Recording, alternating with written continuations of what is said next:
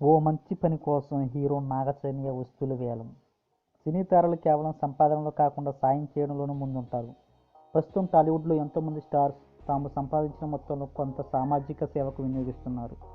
అంతేకాదు స్వచ్ఛంద సంస్థలకు సాయం చేయడానికి తమ వ్యక్తిగత వస్తువులను వేలం వేయడానికి కూడా ఇస్తుంటారు. తాజాగా హీరో అక్కినేని నాగచైతన్య అదే చేశారు. మహిళా సాధికారత కోసం తన వంతు సాయం చేయడానికి తన వ్యక్తిగత వస్తువులు వేలం వేయడానికి ఇచ్చారు.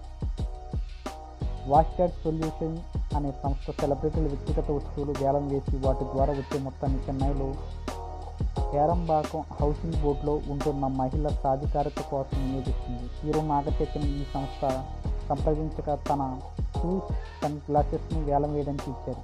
ఈ వస్తువులను వేలం వేయక వచ్చిన మొత్తాన్ని పేరంబాకం హౌసింగ్ బోర్డులో మహిళల సాధికారత కోసం వినియోగిస్తారు. ఈ వేలం ఇప్పటికే మొదలైంది. ఇండియా వాచ్ అనే ఇన్స్టాగ్రామ్ పేజ్ ద్వారా వేలం వివరాలను వెల్లడిస్తున్నారు.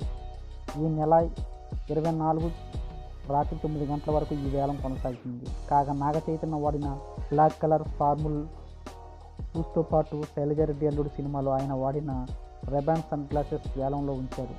షూస్ అసలు వివరం ₹30,000 కాగా 10,000 నుంచి వేలం మొదలుపెట్టారు.